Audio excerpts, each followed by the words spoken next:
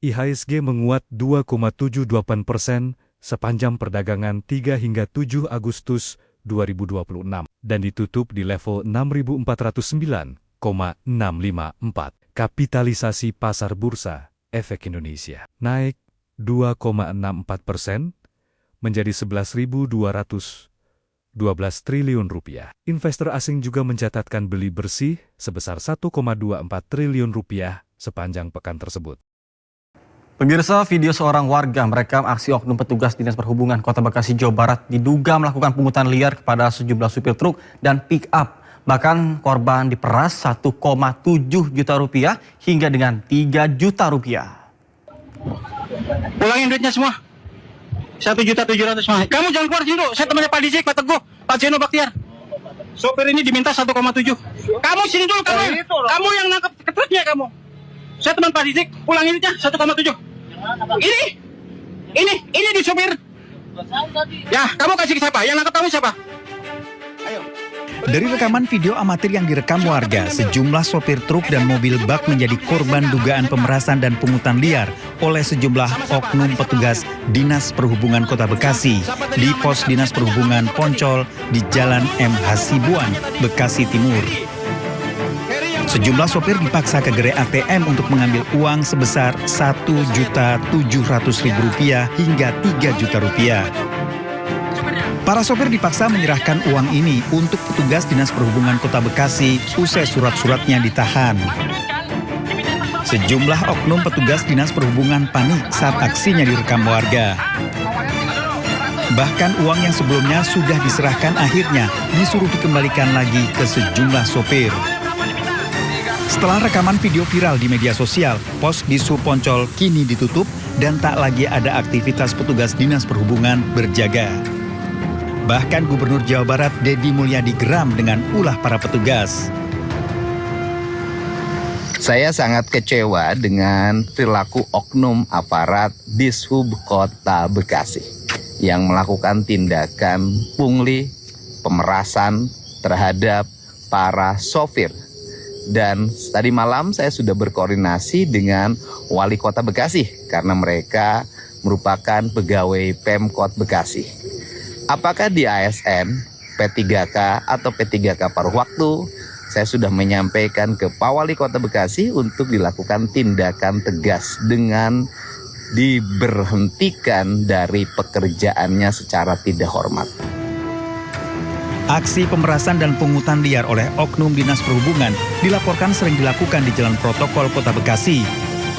Oknum dan para petugas mengincar kendaraan luar daerah yang melintas dan diduga mencari kesalahan untuk dilakukan pemerasan. Dari Bekasi, Jawa Barat, Rahmat Hidayat, iNews melaporkan. Pemirsa, polisi melakukan olah TKP ulang untuk mengungkap misteri kematian Sumarna, Satpam BUMN Perum Jasa Tirta II Jatiluhur. Petugas juga mengerahkan anjing pelacak K9 guna menelusuri jejak pelaku dan juga korban. Tim Inafis Polda Jawa Barat diterjunkan untuk olah TKP ulang pada hari ke-8 pasca penemuan jasad Sumarna Security yang ditemukan tewas terborgol. Pemeriksaan difokuskan di Pos Satpam Bendungan Tangguh Kayat, tempat korban terakhir bertugas hingga lokasi ditemukan jasad korban di tepi waduk Jatiluhur. Dalam penyelidikan ini, Polda Jawa Barat juga menerjunkan anjing pelacak K9 untuk menelusuri jejak pelaku dan juga korban. Sementara pihak keluarga berharap polisi segera mengungkap kasus tersebut dan juga menangkap para pelaku. Yang saya lihat masih ada beberapa masyarakat yang ketakutan memberikan informasi. Nah, ketakutan ini hanya sebatas ya masyarakat mungkin masih takut dengan suasana kantor polisi. Akhirnya saya datang ke sini memberikan gambaran kepada masyarakat. Alhamdulillah warga-warga dapat gambaran seperti itu. Kami berkomunikasi, informasi ada motif ini segala macam, kami coba mendalami. Sebelumnya, seorang satpam ojek vital Waduk Jatiluhur ditemukan tewas di tepi danau Waduk Jatiluhur, Purwakarta, Jawa Barat. Diduga korban tewas dibunuh karena tangan korban diborgol dan dibuang ke dalam waduk. Korban diketahui sempat menegur sekelompok pemuda yang hendak melakukan aksi vandalisme di area waduk.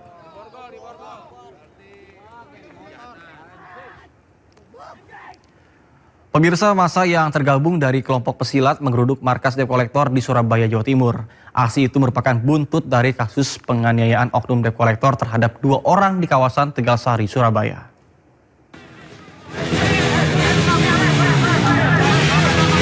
Massa yang tergabung dari kelompok pesilat memaksa masuk dan juga menerobos barikade polisi dan TNI di Jalan Teguh Umar, Surabaya, tepatnya di markas debt collector. Aksi ini merupakan buntut dari kasus penganiayaan oknum debt collector terhadap anggota pesilat di kawasan Tegalsari, Surabaya, Jawa Timur. Massa aksi menuntut penegakan hukum serta mendesak aparat segera menangkap dan mengadili oknum debt collector yang menganiaya korban.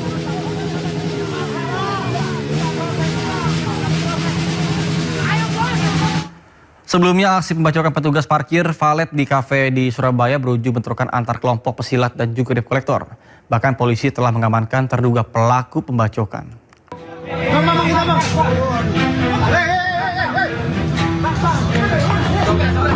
Bentrokan antara kelompok pesilat dan debt collector pecah di kawasan Jalan Teguh Umar hingga Jalan Kartini, Surabaya.